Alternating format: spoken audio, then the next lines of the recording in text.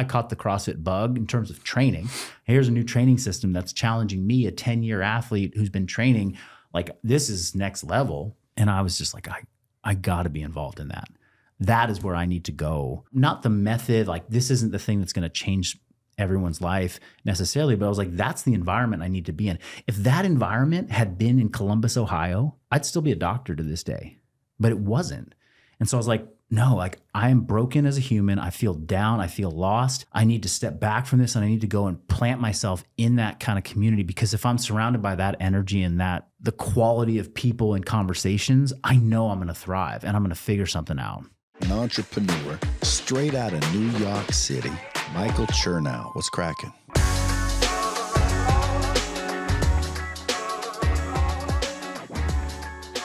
What's going on, guys? Welcome back to the Creatures of Habit podcast. We've had a day so far. Today's been an awesome day so far. I'm hanging out with Marcus Filly. Marcus Filly is arguably one of the most, in my opinion, and I think the opinion of hundreds of thousands of people, one of the most profound voices in fitness today. Marcus is a former pro CrossFit athlete. He competed at 6 CrossFit games. I think his last year of competing was 2016. Before that, he was thinking about medical school. I think his family comes from that world, and he, came up thinking that that's what he was going to do. And had a little bit of change of heart after he graduated college and did some travel and did some, deep diving and sort of came out on the other side thinking that he was not going to do that. And so he dove deep into the world of fitness.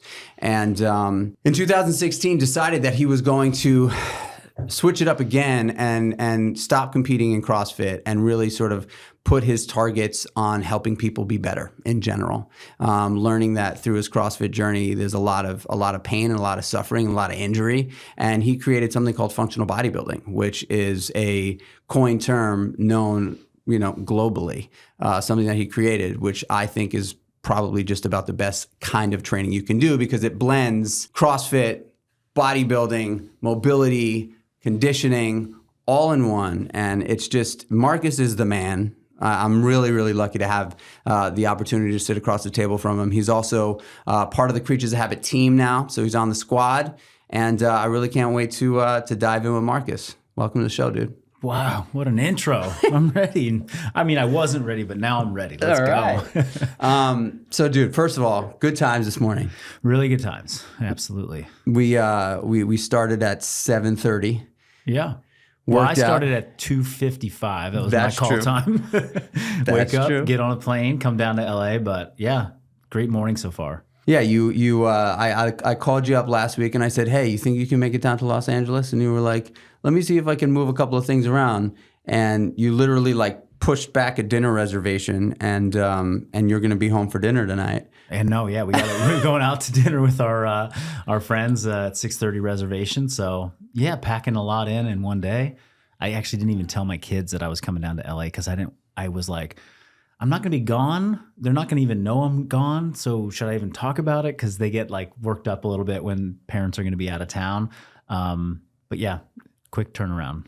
The Creatures of Habit podcast, Creatures of Habit in general, is a brand that really believes in consistency, right? I mean, that is basically the foundation of the brand. We have a really cool oatmeal product that we sell, and we've got this sleep support thing that we sell, and it ultimately is a business.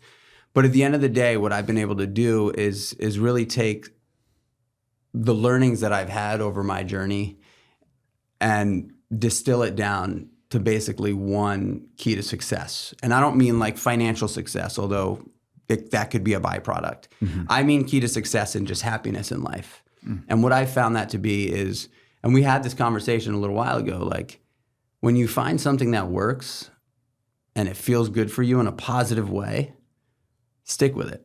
Mm-hmm. And that's okay, And so what we do here on the podcast is I get to sit down with really cool people like you that have inspired me and many, many others, just to try to lift up the hood a little bit and understand what it is that you do on a regular basis, on a consistent basis, that keeps you at the top of your game, because you are at the top of your game. I mean, whenever I mention your name to anywhere, people are like, oh my God, that guy is one of the greatest content creators of all time, you know? Oh, wow. But you are, man. You are. Appreciate You really that. are. Like, your content is engaging. It's incredibly informative, right? Like, I've been following you way before. I think I DM'd you randomly once. And that's how we kind of like started a relationship. Yeah. And so for a guy like you who has just this massive audience of people that has like literally has the ability to like change people's lives, and you do, to even answer a DM is pretty spectacular. So I just wanted to thank you for that, man.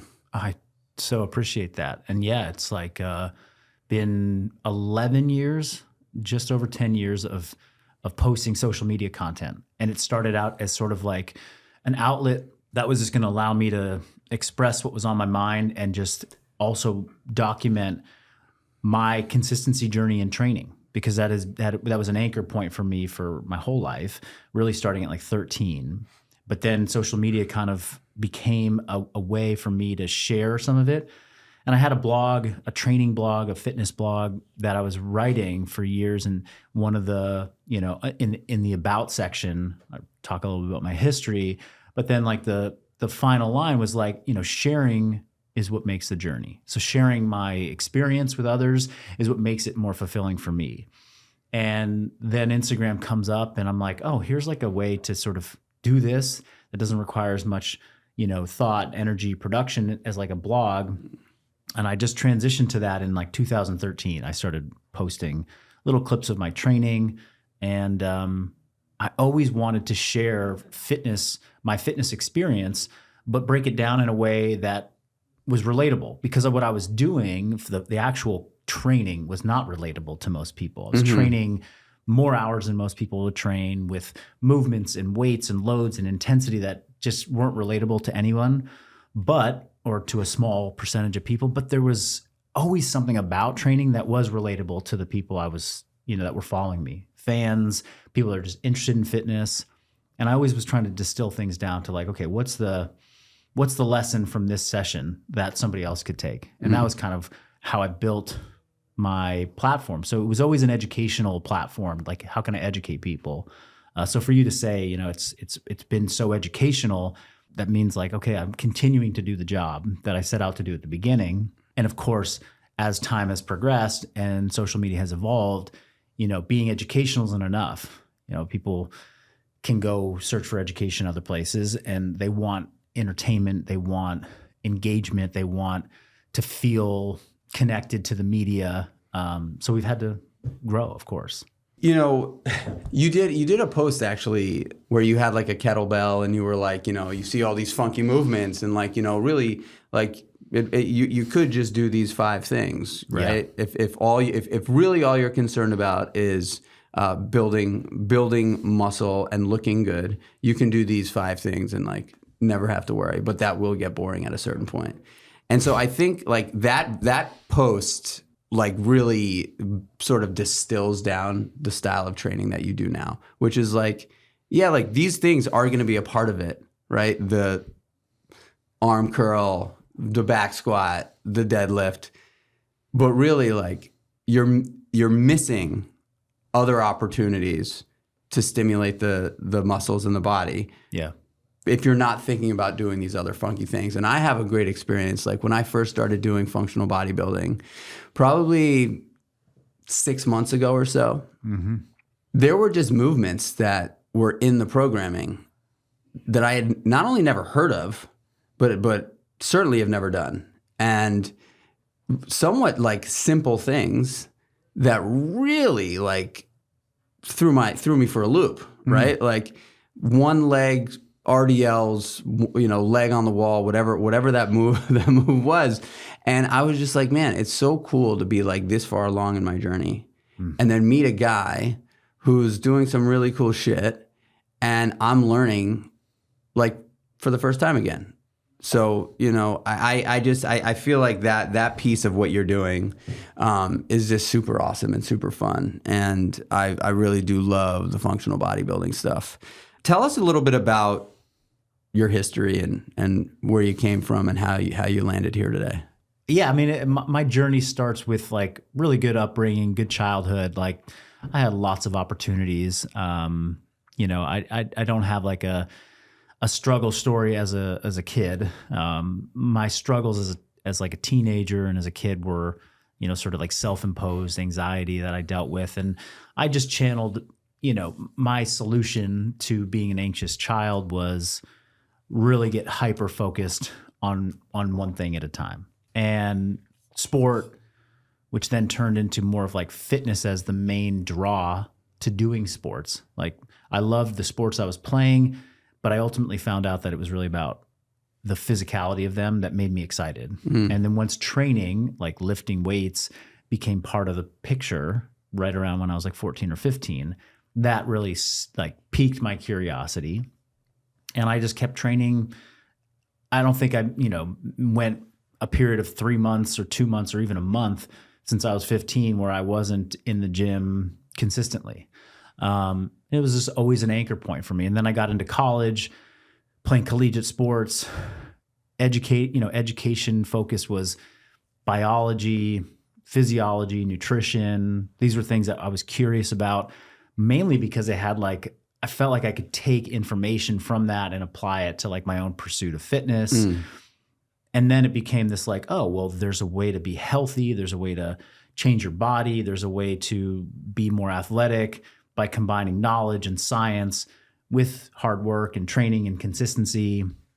And so when I graduated, by the time I graduated college, that was what was in my heart. Like, I'm going to do this in some way for my career. Something fitness oriented, health oriented, nutrition oriented, moving, eating the right stuff. How do I take the lessons that I've learned, the struggles, the pains that I've gone through, and help people solve those problems, either preemptively or if they've already fallen into some of these patterns that I've fallen into in the past and challenges, how could I help them out? This was like 2006 when I graduated college. So we're almost 20 years later. And at that time, there wasn't really a profession, you know, some label out there that checked all the boxes I was interested in. There weren't functional medicine docs. There wasn't Peter Attias of the world that were like doctors, but like talked about VO2 max and lifting weights and eating and doing the things. Like it was really the healthcare system was, you know, a sick care system, which it still is in many respects. But there weren't a lot of forward thinkers that were, you know, had a platform and I knew about. And so I didn't have like a good model. I was like, gosh, I don't know how to go and express myself as a curious health and fitness enthusiast that has some knowledge and knows how to relate to people. But I had all this family that were in healthcare, and I had a brother, grandfather, father, all physicians. And I've been basically told most of my life, like, oh, you're going to be a great doctor, like your dad, like your brother. You're going to be the best. You're going to be the best of the bunch because you're the most, you know, you're the hardest working. You're the brightest. You got the best grades, like all the things that made it seem like, hey, you're going to really win at this. And so I just kind of went with it. I was like, okay, well, I'm going to go to medical school and I'm going to figure out how to do all the things I want to do inside of this system that I already didn't really believe in that much. I was like, I don't want to just go and treat people's illness. I don't want to just medicate people when they're sick. I want to find those sick people or the people who are on the verge of being sick. And I'm going to show them like you can reverse all that through healthy lifestyle movement. And so I did go to medical school for a year, a little more than a year, thinking, okay, get the training, 4 years of medical school, then get, you know, whatever residency or subspecialty would maybe give me insight into how I could combine all this. I'll find a mentor on the way. I'll find somebody that vibes with me, and then I'll create something out of this. And I wrote a personal statement for applications to medical school. That's what you do. And in the U.S. Medical school system, you take the MCAT, which is a grueling study process and test, very challenging. You got to have a 4-year degree, and you have to have done the prerequisites, pre-med. So everyone that's a pre-med, it's 10 courses that you have to have under your belt: chemistry, biology, physics, things like that. And then you got to write a personal statement. So you got your GPA, you got your test scores, and then you got this one essay. Why? Basically, it's open-ended prompt. Like, why do you want to be a doctor? Tell us why. And I mapped out this vision of like, okay, I'm gonna have a facility. We're gonna have exercise physiologists or scientists or practitioners of like doing training. We're gonna have a nutritionist. We're gonna have a mental health coach on site. We're gonna have physicians, and I'll be this physician who's sort of overseeing all this thing happening, and it's gonna be beautiful. And I'm like, this is how we're gonna get people well. Sounds like an amazing plan. Right? Right? And I remember like some of the first interviews that I had. And my first interview for medical school was at UCSF, which is where my parents worked. It's 25 minutes from the house I grew up in. I spent countless hours at this university, at this hospital. My dad was a teaching professor there. And I'm like, this is the dream. I got an interview at UCSF, like everything's lining up. And I remember going, and it was my first interview. So I'm not really that prepared. Like I didn't know how to interview that well. My first interview was with this older physician who I think was working at the VA hospital, which is well known for not having really great systems. It's tough on the docs that are there. It's just, he was jaded, quite jaded. And I remember painting this picture of this thing, and I was so enthusiastic. And I swear to you, I was like across the table from him, and he was just like, kid, you don't know what the fuck you're doing. This ain't gonna work. Like he was just negative out the gates. And I was like, ooh, this isn't going well. He's like asking me questions like, well, how are you gonna do that? How are you gonna do this? I was like, I don't know. I don't know. And it didn't like crush my confidence or my belief in where I was going. It just was like, well, I don't think I'm getting in on this school. Like he's not going to write the glowing letter of like, this kid we need him. So I ended up not getting into any of the California schools. I'm from the West Coast. I'm from San Francisco. I wanted to go to UCSF or San Diego or Stanford, one of these schools that was in the culture that I kind of came up in, like health conscious, state. And I didn't get in. And I ended up getting into the Ohio State University in Columbus, Ohio, which is an amazing school, great city. But it's just culturally, it was a shock to my system. I'm in the Midwest. My classmates, the people I was around, that first year, I'm doing all the right things as an academic student, but from like feeling part of, I'm in the right place, I just felt so lost. The picture is me in a library studying a lot, going to get a snack. And I go down to the bottom floor and there's a Wendy's in the university. That's like the food that we had access to. Walking across a breezeway where it's outside of the oncology department. These are cancer patients and it's just chain smoking everywhere. My classmates are going and drinking so much on the weekends. Vast majority of them are just like living an unhealthy lifestyle. And I am just like, where am I? What am I doing? And a year goes by, I was doing all the right things in school, but I was just like, my heart was just, I'm like, this ain't it. Like, I don't see that. I lost that vision, that excitement, that like young, ambitious kid who was like ready to go and change the medical system was just like, this is not where it's going to happen for me. And it was at that same time. So this is 2008. I got in 2009. If anybody's familiar with like the fitness industry and what was happening at that time, it was like the explosion of the CrossFit community. It was when gyms affiliates were popping up all over the place. And the conversations that were happening in affiliates between like just coaches that just decided to start coaching and start a community and the members that were coming, it was like people were going in and training hard. Everyday folks were training hard.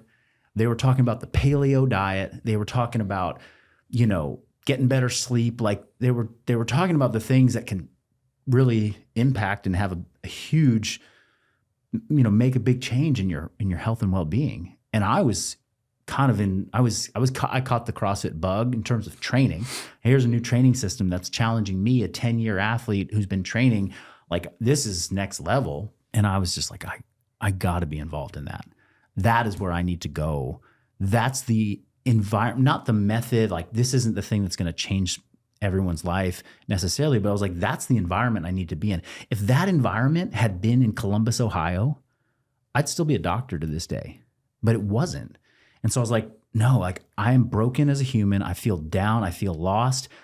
I need to step back from this, and I need to go and plant myself in that kind of community, because if I'm surrounded by that energy and that quality of people and conversations, I know I'm going to thrive and I'm going to figure something out. I want to just stop there for a second and just ask the question of, because it's so interesting to hear, like 2009, when you think about fitness, though in that time, it's nowhere near where it is today, right? Yeah. Like nowhere near. However, CrossFit was able to unearth all these people that were not necessarily like fitness fanatics or, starving for like a community around wellness. But somehow, some way, this movement really did unearth all these people that just came out to be better. What do you think it was? It was a combination, I believe, of two things. The first is this community feel that people experience. But like you said, they weren't like, I need a community, I'm going to go to a gym. They were finding community other places, or they didn't even realize community was important. But ultimately, when they got in and they realized, oh, these are the people I see most often. And there's some, like, I talk to people now, I opened up my own CrossFit gym in 2011. So 13 years later, I still am in touch with a lot of these people, and the friendships that were built in that gym are still like thick and deep today. I'm like, wow, people met some of their best friends ever in those years that we were running it. So there's a huge part of that really drove the culture and drove this, like, oh, everyone's talking about this thing. They're having such a good time. I want to go and try it out too. The second thing that I think really changed fitness at that time was that prior to that, there was more or less like, fitness was, you take maybe some group fitness classes, which were the popular ones, be like a spin class at that time, or a body pump, or even like yoga or things like that. None of them really got people lifting weights and feeling strong. So that was big. But there was also a lot of people that were generally just going to commercial gyms and just following, a typical, 3 sets of 10 of this and that and the other thing. And if they had not been athletes growing up and trained as parts of teams, they didn't have a litmus test for, like, what does it feel like to work really hard? There was no intensity scale in their mind. They were just like, oh, I'm just going and just doing the thing. And so a lot of people going, kind of spinning their wheels, just like doing the 3 sets of 10 and not feeling like they're getting results from it. There were some people that were crushing that already. They were the high school athletes or the youth athletes, and they knew what it meant to push hard. And if you go and do 3 sets of 10, you push hard, like, you get results and you feel great. Like I was bodybuilding and I felt awesome, But for this bigger group of people, they came in, they show up at CrossFit, and CrossFit, because of the methodology, because the selection of exercises and the way that Greg Glassman sort of elegantly put together these circuits, people did not even have to try. And they were getting whacked with a hit of intensity that completely was just mind expanding. The person that comes in like, whoa, I just did those 3 things and I just felt like I was going to die. And that was a light bulb moment that turned some people off. But more often than not, it was like, oh my God, I need to do more of that. Like, I just won. I just did hard. I did something really hard, and that had to have done something good for me, and working hard became sought after, like really hard. And I think that cannot be understated how important that was to somebody who had no experience with fitness, because it's like, I came in, boom, I didn't have to do anything like crazy, like specialized. It was just like, do these thrusters and then go and do these pull-ups and then do these thrusters and do these pull-ups. And I was flat on the floor. And so they experience intensity for the first time, like a true, like, I want to throw up kind of intensity. And they're around a bunch of other people that are also feeling that, and they're kind of commiserating about it. It's like we just did the cold plunge after our workout this morning, highly uncomfortable. And then we're like, it's a bonding experience. And so those two things just were like, this magic of early days of CrossFit. And as somebody who is interested in helping people and guiding people, to find myself in a CrossFit environment where I was a coach and I was the knowledgeable person and I had a background of like science and education. Now I've got just people flooding into the doors who are like, tell me what to do. And I'm just like, great. I'm putting in the reps now. I'm getting in rep after rep, coaching people, teaching movement, having conversations about nutrition. Oh, that didn't work. They didn't do anything different. Okay, I got to change my approach. Like, I think about when someone goes into sales, it's like, what's the best way to get better at sales? Read a book on sales or go and try knocking on 100 doors. It's like, go knock on 100 doors. You'll get better at sales. Same with fitness coaching. It's like, you got to have some knowledge, but you got to go and train hundreds and hundreds of people to get your reps in. And that was it. I just was like, I struck gold at the right time. This is perfect for me to learn and grow and develop. And so for that's like, I look back, like that was pivotal to me leaving one path and being like, okay, I'm gonna try this path. Perfect. I'm in the right spot. I think that those are two very, very accurate points. I mean, I fell into the CrossFit arena like way late. Like 2 years ago is when I started doing CrossFit, maybe 2.5 years ago. And, one other piece of it that I think is so cool is that when you're done with even just a class CrossFit workout, right? Especially if you're not like a super advanced fitness human, you feel like an athlete. Yeah. You know what I mean? Like you feel like an athlete. And people kind of in the CrossFit community refer to the participants of their gyms as athletes, right? Yeah. Because you do those Metcons for enough days, you will become an athlete. Yeah. Like it is, in my opinion, I love that you said hard things, right? Like now we hear do hard things all the time, right? Yeah. But in 2009, there was not a lot of that conversation. Like do hard things, run towards the pain, run towards the fear. And I really do think that because of the intensity, now mind you, right? Like I think another cool thing about CrossFit is like, you don't have to pick up the bar and want to learn how to, squat clean. Like you don't have to do that. Yeah. The vast majority of actually at my CrossFit gym, the vast majority of members are older. Mm-hmm. And I'm watching these older people obviously lifting lightweight, but like move their bodies in such an incredible way. Yeah. I really do think that it really helped people find an opportunity to feel there is freedom in fitness, True. In my opinion, I really do believe, and I want to ask you this question next, but in my opinion, the freedom I get from training hard, I really do feel like, not that I'm locked up before I get to the gym or in shackles in other areas of my life, but when I'm training and the feeling I get, like the feeling I have right now, after we just did a really awesome session, we did an ice bath, like I feel completely free right now to not worry about my health for the day, right? It's like, yeah, I know I'm going to eat well. That's just become a lifestyle for me. And when I get my fitness in, it really does give me a sense, like a sense of relief and a sense of freedom to know that like I did it. Mm-hmm. I did it, and like now I can live the rest of my day. Yeah.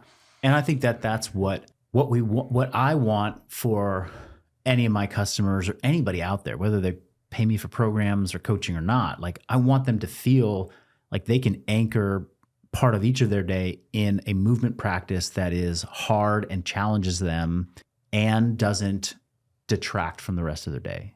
And you and I both have done the workouts before where it went a little bit too far. And then the rest of the day was like, yeah, okay, I checked the box, but there's really no other boxes I can check today. I'm kind of smoked. Yeah. And we're using this term athlete, which I think is beautiful. Like that was one of my missions too, with like when I was coaching in CrossFit, was like teach people that they can be athletes. Mm-hmm. But over time, and things have changed a lot. A lot of CrossFit gyms now, they've evolved a lot with their thinking and their programming. And what works, what doesn't work for Gen Pop. Snatching 3 times a week doesn't work for Gen Pop. So they've adjusted their programming.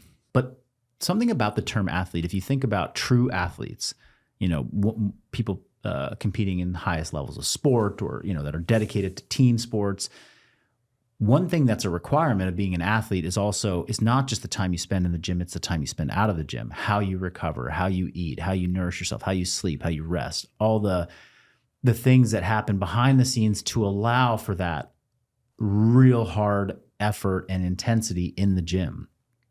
And that became clear to me that these clients that we were calling athletes in the gym were not interested in converting the life outside of the gym into being an athlete. The discipline, going to bed on time, like doing it as consistently as is needed to bring year after year intensity in the gym. And that was like kind of a shift in my thinking about 4 years, 5 years into coaching in that environment, was that, wow, like people aren't putting in the work outside the gym. And I keep harping on like, hey, you got to eat better. You got to do these things. And they just weren't ready to make those changes or ever elevate their lifestyle outside of the gym to that of an athlete, which then made me come back to, okay, well, what we're doing in the gym, we cannot ask them to train like an athlete in the gym if they're not going to do athlete recovery level stuff on the outside. And so how do we then take what we're doing in the gym and make it not like water it down or make it easier, but make it so that the person who isn't necessarily getting 8+ hours of sleep a night, who isn't eating a really perfect diet, who isn't, avoiding substances, more nights of the week than not, like doesn't know like that person who is the average person, how do we make them be able to come in and get some real value out of that training session, feel good, and let it slowly over years help them to maybe make better choices here, but they don't miss out on the consistency of that training. And what was happening was that people were coming in, blasting lots of intensity, leaving the gym, not changing much of their life outside of it, coming back. And after 6 months, 12 months, 18 months, they're like, man, I'm just feeling beat up. I'm feeling, achy, or I got this injury, or I just don't feel like I can get up for this high level of intensity. And I'm like, well, you got to fix these things outside the gym. And it's like, well, I'm not doing that. So what's going to give? And this is really where functional bodybuilding sort of came into my way of approaching coaching, was that, okay, I finished my competitive career in CrossFit. And even I was like, well, I'm not going to keep training like that for the rest of my life. I want something that I can go in, check the box of like, I worked hard, and then I can leave. And if I'm not like, disciplined to the every single second, I can still come back the next day and feel great. And then how do I sort of toggle those different levels for general population, people who are wanting to be fit, they want to feel like an athlete, but they're not necessarily going to be athletes outside the gym. And so that's so interesting that you backed into functional bodybuilding because you learned and realized that the majority of humans are not going to completely change their full lifestyle Totally. to conform to the intensity of the workouts. Right. And, we're using the term CrossFit a lot, and, that's a brand, that's a company. I'm not talking about the method, because there's a lot of ways that people have adapted and sort of interpreted the method and then deliver it. And, in 2012, 2013, we were kind of biased towards like, let's push it as hard as we can. Let's see if we can make elite athletes out of everybody. Whereas today, most gyms aren't doing that. They realize that that's a direct line to losing a lot of members because they're going to just burn out. So, but I don't know. And I don't know what role I played in that, or other athletes, coaches that came up in the same era, but we all got wise to the fact that it's like, hey, we gotta put in some more accessory work. We got to think about training, sub-maximally sometimes. We got to think about helping people change body composition through maybe hypertrophy bodybuilding methods too, alongside of tough metcons. And that was sort of what I was deciding I wanted to do. the functional bodybuilding name just sort of came as a byproduct of like, I was training still on Instagram, showing my training methods, sharing the journey, kind of doing this little mini blog. Today, I just did a workout. I did this little, I did these prep movements, these rehab movements. I worked on this mobility. I did this tempo superset for some bodybuilding to rehab my shoulder to get stronger. And then I did this little Metcon, and it was kind of like, I just feel like I just did like a functional workout, but I also have the same pump as like a good bodybuilding session. Yeah, I felt like a functional bodybuilding workout today. I just wrote that on a post, and everyone was like, "Oh, dude, functional bodybuilding. Yeah, let me get that. How do I do that? How do I do that?" And it just was so evident that people were thirsty, at least in my little small audience at the time. It was like 70,000 people on Instagram. They were like, "What are you doing? I want to do functional bodybuilding. How do I do that?" And I was like, well, these are my thoughts on like training concepts. Like, this is how I'm coaching my clients. And so, yeah, you could work with me. And they're like, okay, cool. What's that look like? And I had a one-to-one coaching business at the time. And they're like, yeah, I don't need all that. I just want the program. And so I was like, okay, people are thirsty for this blend of, how you describe functional bodybuilding. It's like bodybuilding meets some CrossFit, meets some endurance, meets some mobility. And then the big one, movement exploration, trying new things, exploring different patterns and ways that our bodies are capable of moving. Like, how do I get some of that? I wrote a program called Awaken Training Series. I was like, all right, I had several awakenings in my life. This is the awakening to a new way of training. And I'm just going to write this 12-week program. I'm going to put it out to the world, and just because people are asking for it, like, I don't know what's going to happen with this, but I still got my coaching business over here, so I'll just try it out. And yeah, I was like, whoa, that was really, I got a lot of great feedback. Like 300 people bought it at the beginning, which I was like, that's amazing. Whoa. I mean, I got 50 clients over here. I've never, I didn't even have 300 members at my gym when I owned a gym. Like, this is different. And so they go through it. The first 12 weeks go by. People are just, this is insane. Like, this is changing my life. Like, I need another 12 weeks. Like, what's next? I'm like, oh, okay, I'll write another one. And we bring in 700 people the next round. I'm like, okay, that's a lot more people, and then the next time we do it again and again and again. It's like a year and a half into it, we got 2,000 people signing up on a weekend for the next 12-week block. And I'm like, geez, this is something. And that was in 2017. And so since then, gone through a couple different iterations of it, but now it's this, online training program where people can come and they can experience this way of training, which is backed by all the stuff that we just talked about that led into it. For me, one of the greatest components of functional bodybuilding on the Persist platform is you've got a pump lift or a pump condition, pump lift. What are the two other ones? Perform and pillars. So I love the fact that you kind of program, like I could toggle back and forth between, if I feel like getting a good conditioning day in, but still lifting, I'll do condition. And I was on pump condition for a long time. And then now, because I've kind of wanted to transition a little bit more back to the basics for me, I'm doing like a push-pull leg thing that you and I talked about. I started getting back into pump lift, but I would toggle back and forth and feel like you program them almost so that you can do that. So you can do the pump lift one on a Monday, and then you can do pump condition on a Tuesday, and it's going to hit relatively similar body parts. And so I feel like it's just such an awesome platform to have, because it's just constant workouts. And honestly, really, even though I've had years and years of training and written my own programs, it's just so nice to not have to think about it. Yeah. And just be told exactly what to do, and you can track your progress. And it's just it's incredible. I want to ask you about habits. I want to ask you about a morning routine, if you have one. Do you have a morning routine? I do. Yeah. I mean, in my morning routine shifts periodically. Right now it is waking up right around the 5 o'clock mark. My kids get up at 7.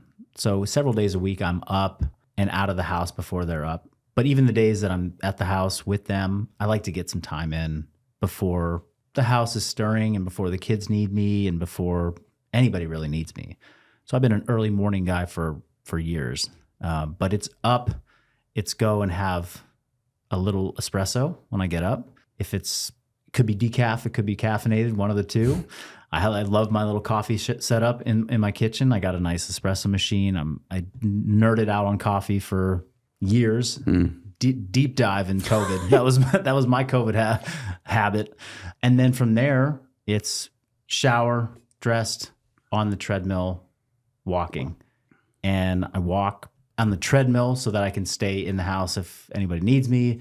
Also, we live in a neighborhood with no signal, no Wi-Fi. So I can be on the treadmill, I can walk, I can have my laptop on my little desk, I can answer some messages. I'm usually responding to DMs there. I'm engaging with people, and I get a lot of creativity that comes up then, just that movement of my body. I usually am writing down 10 to 15, ideas for social media content or a podcast that we might record or something maybe more long form or something that I want to go and try in the gym. And I get that from the questions that come in DMs, or I get that from, a customer. I'll open up Slack and our team has sent in, our persist support team. Hey, these 3 messages came in, escalate them up to Marcus. What did, I have this question or this question or this question. Think about those. And that's usually about an hour. And I'll either do that. Lately, I've been doing it just unweighted, but usually I have I'll put on a vest or something like that. And then once that's done, I still have, 45 minutes before the kids get up. I'll go upstairs. I'll make some breakfast, sit down, get their lunches ready or get whatever they need to head out to camp or to school. And then I'm either driving to the gym or I'm waiting for them to get up. And then it's the morning routine with them, get them fed, get them to school, drop them off. And then I'm usually at the gym. So that's almost every single morning, whether it's a weekend or a weekday. And it feels like, I just got ahead of everybody by being up early, by accomplishing, probably 5 things that were on my list to do before anybody's up. When you're just getting up and sort of essentially getting right to movement, right to walking, are you thinking about it as I'm going to get my fasted cardio in? Or are you thinking about it as I'm going to move my body and this is going to give me time to think about the rest of my day? It's more of the latter. I don't really think about, I think about getting a certain number of steps in every day as just that's a goal. I want to make sure that I've moved this much. And I do know though that if I wake up and I go and sit, I have a different frequency for the rest of the day. If I get up and I move, it doesn't have to be an hour. It could be 15 minutes. It could be 30 minutes. It could just, even this morning, early flight, I got up, had little time, got in the car, drove to the airport, but I'm there an hour and 15 before my flight. I walked the terminal. I walked from one end of Oakland Airport all the way to the other. I was like, how long is this going to take me? It took me 25 minutes to get from one end to the other and back. And I felt like a different person at that point. And I'm seeing people just sitting at the gate. I'm like, you're about to get on a plane and sit some more. What, why? Move a little bit. And it totally changes okay, the rest of the day is going to be at a different frequency. My brain's going to be working. I'm going to have some creative thoughts, which most people don't get to have at any point because they wake up and they're reacting to whatever's in front of them. It's just it's a domino effect of reactivity versus hey, what's creativity look like when you start your day? I go down to the city, to New York City twice a month. And sometimes I take the train in, which drops me off at Penn Station. And I've done this a number of times where I'm looking at the exit and it's typically a flight of steps, 3 or 4, flights that are just in a straight row, and then an up escalator and a down escalator. And I'm telling you, I've documented this because I just find it to be so incredible. There's thousands of people, in this train station. You look at this site of the big wide stairs, and then the line of people, the long line of people to get on the escalator. Yeah. And I'm and the staircase is, you could hear a pin drop. Yeah. On the, nobody's walking down and nobody's walking up. They're literally waiting online to take the escalator down. Yeah. And I say to myself, Is it just because you and I think very much alike? Like when I'm in the airport, I'm like, I'm getting my steps in. I'm not using the fast step, the fast escalator. The magic carpet. Yeah, the magic carpet. Dude, I saw a guy in the airport coming from Utah, literally on the magic carpet, sitting on the handrail.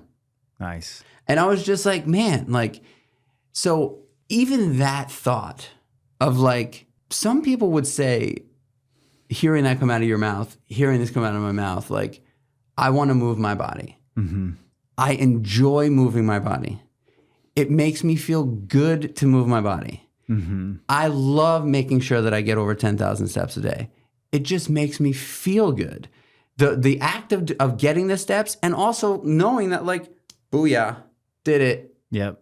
Little check. Little vibration in the watch. You did it. You did it. And so it's weird. Like some people will truly judge people like you and I about that. And then there's people like you and I or other people that are movers that wrongly judge the people that are getting on the escalator too.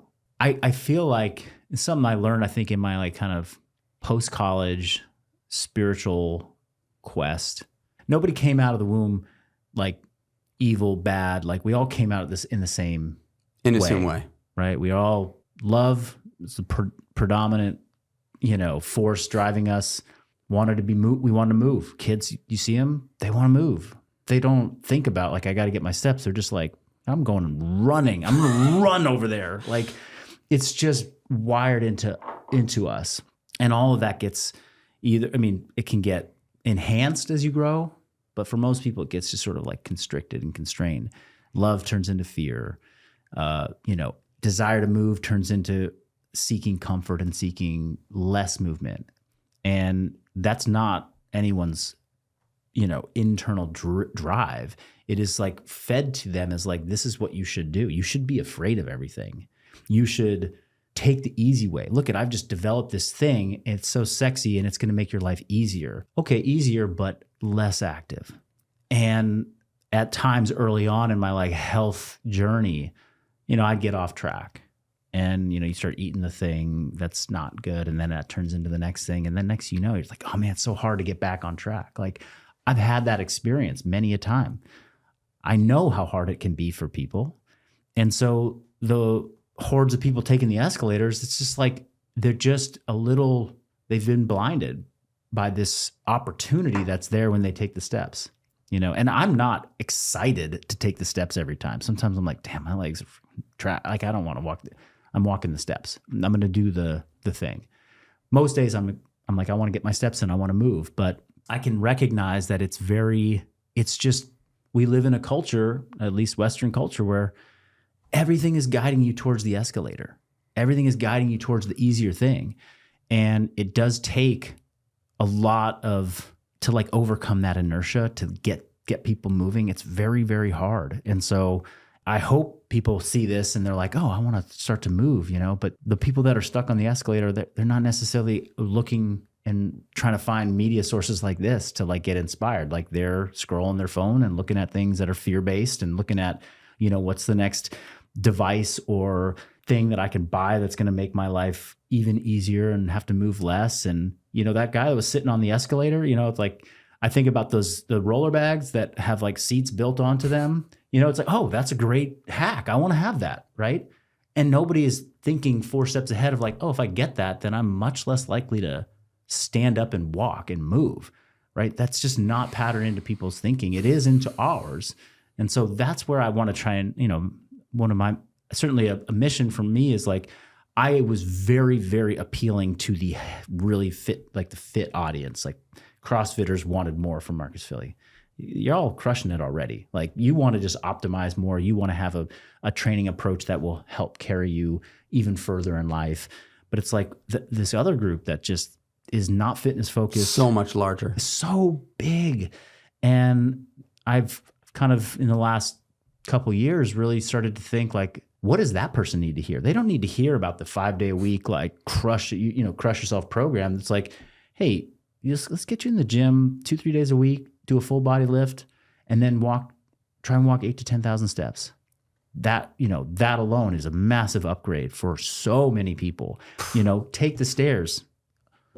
skip the magic carpet. Like if you're at your flight an hour and a half, 2 hours ahead of time, like they say to get there, you're going to have time, walk the terminal, right? Instead of taking those little gliders, like walk around them, get to your gate, make sure you're on time. You got 45 minutes. Don't sit, just walk another couple laps and then come back, and then you can chill, And I think those little things start to give people a taste of like, oh yeah, movement actually is not like punishment. It's like a tool to feel better and to enhance my life. That's a great segue into the next question that I think I'm like really excited to hear your answer. And like I know what fitness means to me, and there's no doubt about it. I want to look good. Mm-hmm. And by the way, anybody listening, like if that is your motivation to work out, awesome. Yeah. Like do not feel shame around that. We all want to look good. Every human being on the planet, for the most part. I mean, there might be some randos that, are like, no. But like given the choice, snap of a finger, every human being on the planet would be in awesome, great shape. When they take off their shirt, they'd feel, in a bikini, like they just want to look great, right? Like that's just human nature and condition. And I think totally fine and normal and should be proud of that actually. But fitness means so much more to me than that, even though that's a part of it and probably a big part of it for me. Like I really do love that. What is fitness? And you can say, it could be a combination of mental, physical, and spiritual, but like what does fitness do for you or mean to you? Yeah, I could probably say a bunch of different ways that fitness really impacts my life that are meaningful to me. But perhaps like the one that has always maybe stood above the rest is that the time that I'm moving my body, and especially if it's challenging, the more challenging, the more this is true. It brings me into the present moment more than anything I've ever really been able to like grab a hold of. People talk about meditation being like their practice that brings them into the present. Movement's been my form of meditation, where when certainly growing up as a very like, anxious kid, teenager, young adult, always worrying about something, always thinking, about the future. What's going to happen? What's going to happen? What if I don't get an A? What if I don't, get a perfect score on this thing? What if I don't get into this school? What if I don't, what if the business, like all the things that, all the what ifs that are fear-based, mind is like rarely quiet. I don't have a lot of quiet time except for when I'm training, when I'm in the 12th rep of a set of 20 and it's starting to really hurt. And I'm like, I just got to focus on this thing right now, squeeze those muscles. Or certainly in the CrossFit years, doing super hard conditioning, there's not a lot of room for your mind to wander. It'll want to escape, but the work in front of you it can't get done without you being engaged in it. I just have loved that about movement. And some things that I've done movement-wise have made me feel that. Some that I've done didn't feel it as much. Like I've tried yoga, didn't help me center like that. It didn't bring me into the present as much as a tough weightlifting session or a long mountain bike ride or other things that I've really been drawn to. So that has been which I think a lot of people could benefit from a presence practice of some sort.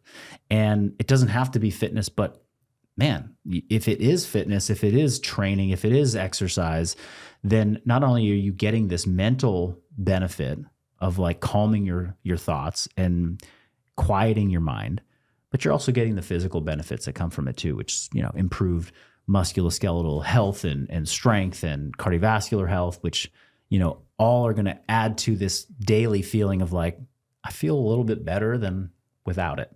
Man, I have never thought about that. Yeah. I'd never thought about that. It makes so much sense. I've never actually thought about the required presence to get through. And I'm thinking about it like our workout today, where I like felt like I just had to like completely dial in was like the last 8 walking lunges. Yeah. I was like, all right, in any tough movement, unless you have made it up in your head that you're just going to quit and you're not going to finish the set, it just requires eagle eye focus to just put the right foot in front of the left and the left foot in front of the right, right? Yeah. Like that's what it requires. And I've never really thought about that as being something that I am drawn to, like that kind of focus and presence. But it's so true that when you're in that space, it feels there's nothing else going on in my life. Yeah. You know? That was certainly the draw for me to continue pushing the limits of CrossFit as a sport, was that the further in I got and the harder it got and the more, like, it just required more presence and more focus. And, you know, the CrossFit Games experiences that I had that I remember the most are the ones that were like, they were so painful and I wanted to quit. And the thing I came back to was like, it's just the next rep. Like, just do the next thing. Like, the one thing in front of you. Don't think about anything 3 steps ahead. And those were like just profoundly moving experiences for me. That again, it's like, that's why I want people to come in the gym and work really hard. When I see someone that's new to training and they do a set and I know, I'm like, you just did 10 reps, but you could have done 30 reps with that. You had 20 reps in the tank. They didn't get that place. Mm-hmm. I want them to push harder, not because I'm like some pain lover. I need them to, you know, do the hard thing. I'm not going to go David Goggins on them. I'm like, I just want you to get close to that feeling where like everything kind of fades out of your periphery and you're just like, whew, get focused and just feel it. You know, I think that also is a perfect metaphor for life, right? Like, I really do believe, from my experience coming from, you know, a really dark place, deep in the throes of addiction, the first thing that happened to me when I got out of that place was I was introduced to Muay Thai. So not only was it like really hard, the conditioning was insane. Like, you think about like a sparring session is 3 minutes with a 90-second rest, 3 minutes, 60 to 90-second rest. Those 3 minutes are unbelievably challenging, like super duper hard, right? You're having to be strategic with your mind. You're having to be offensive and defensive, and you're moving around a ring and you don't have a lot of places to go and you're getting attacked, right? So like, it's just like physically, emotionally, and mentally demanding, right? I have used fitness and continue to use fitness as a foundation for every other endeavor I've sought after in my life. And I think that is what you're giving people an opportunity to do, because I just know that if someone's lost, if people are lost, if people feel directionless, if there's just a lack of self-confidence or whatever that you just have in general in your life, if you were to pick up a fitness practice, all that can change. And you're like at the forefront of that, dude. So I'm so lucky to be able to not only work with you, but just be your friend, man. Yeah, likewise. You know, I feel that. Thank you. This was such a great day. Yeah, man. Sad that it's got to be over. I know, dude. You got to get to the airport. I could sit here and talk to you for hours. I got more questions. So there's going to be a round 2, maybe even a round 3. Yeah, I'm sure. Creature Camp. Let's Creature go. Camp. So that's something that we're hopefully going to be able to pull off in the fall. Yeah. Well, dude, I guess the last question I would just say is, I know habit's a part of your life, if not a big part of your life. If you can drop a little gem for anybody listening out here and give them something that you've really learned through your journey that you feel like is simple enough for people to implement into their lives, but authentic to you, what would you tell them? I mean, I would start by saying, you know, really make sure you have a clear understanding of what it means to create a habit, right? A habit's something you're going to truly like be able to do consistently for a long time. When people are given the opportunity to like, okay, set a goal, you know, this is the new year or whatever, they're like, I have all the motivation right now. I'm going to start doing all these things, and they're going to be my new habits. Generally people overshoot by a long shot. They say, I'm going to do all of this, and all of that fails because they can't keep it up. And if they had just chosen a 10th of what they committed to, and they just committed to one of those 10 things, the easiest of those 10 things, they would have been able to stick to it for 30 days. And that would have been motivation to add the next thing. And they would start stacking wins day after day after day after day, which builds a confidence in you, in yourself, that doing 10 things that might be great for you, but only being able to keep it up for a week, that will crush your confidence significantly. Whereas the one habit that you could stick to for longer will disproportionately build your confidence. And yeah, when I find myself in a rut, when I find myself feeling down, I look at all the things that I'm trying to do, and I always pare it back by like a third. I'm like, okay, just do these things. And I get back into a rhythm of nailing everything, feeling successful, growing my confidence, feeling better, doing less. So, picking things, less is certainly more in this case. And, whatever you want to align yourself to, if it's a nutritional habit, if it's a bedtime habit, if it's a movement habit, stick to something simple. Start by walking 8,000 steps a day, and don't go and say, I'm going to crush the gym for the next 30 days. Pick one thing to start your day with food wise that gives you a great start with protein. Don't say you're going to overhaul your diet and you're going to cut out sugar for the next, and cut out this and cut out that and cut out that, right? This is it for real. And yeah, so start small and let that build the confidence in you to tackle more things later on. I couldn't agree more, dude. I couldn't agree more. And I really do, like, that is the philosophy of this. Yeah.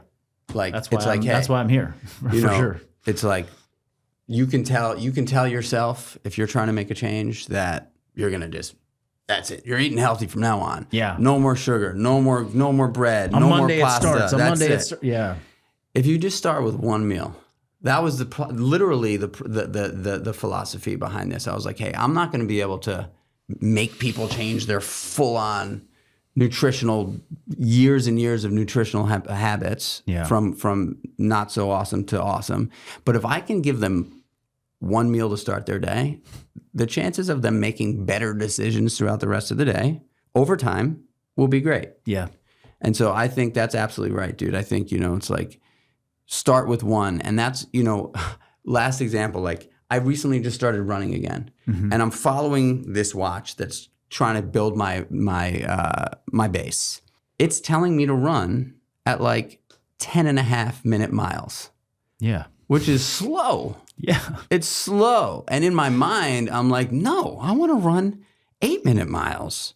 And the watch is telling me to run 10.5-minute miles. And it takes everything in my power to just slow it down. Yeah. But I do believe, I've got a tattoo on under my arm here that says slow is fast. And if I got the tattoo on my body, I better abide to it, man, Anyway, dude, this is awesome, man. I really appreciate you making the trip and hanging out. And I know that this is just the beginning of an awesome long-term relationship and friendship. Absolutely. Yeah. Thanks, brother. Where can people follow along if they're not already? If you're not on Instagram, at Marcus Philly, that's the spot to be. Get on there. That's where most of my content is going out. And then it'll all lead you back to me, Functional Bodybuilding. You'll find it all there. But Marcus Philly on Instagram. Awesome, dude. Yeah. Thanks so much. Thank you. Pow! To another great one in the books with a great one. That was an awesome conversation. And I'm here to say that I'm sure the majority of the people that are watching or listening to this podcast know of Marcus Philly already. If you don't, you definitely need to follow this man and hop on his programming. If you're questioning what your programming is right now, or you need a new program, or you want to just try something new, Functional Bodybuilding is the joint. It is awesome. And there's something for everyone there, from 2 to 3 days a week to 5 days a week to condition training to heavy lifting. I mean, they're about to drop a new program that's going to sort of teach people how to either get back into or pick up their Olympic lifting stuff, which is arguably one of the most challenging technical styles of lifting. You know, I mean, it's a Olympic sport, Olympic lifting. So there's just so much there, and Marcus is at the helm of it, and this guy really, really understands how to communicate with people well enough to make them feel good about trying new things and progressing in their life as just, you know, people that move. So I'm really grateful for this dude. I'm really, really grateful for you guys. If you would do me a massive favor, I'm going to ask you a few favors, but the one that I'm going to start with is share this podcast with your friends and family. And if there's someone out there that you're resentful towards or battling with, bury the hatchet and send them this podcast. That would be awesome. 2, if you would give us a 5-star rating and a review, that would be the cherry on top. That would be the cherry on top. A review could look like, awesome podcast, let's go Rangers. That's all you'd have to write. Don't write a bad review and don't give us anything less than a 5-star rating. If you don't like this podcast and you want to say something nasty to me, by all means, DM me directly, and I will definitely get back to you. But just don't leave a bad review and less than a 5-star rating. I love you guys. You're the absolute best. This podcast is a way for us to connect with the community and really try to bring value into your lives by you supporting us, following the podcast, being the best. Go out there and get it, y'all. Today's the day. Today's the day. Today's the day. Love y'all. Peace.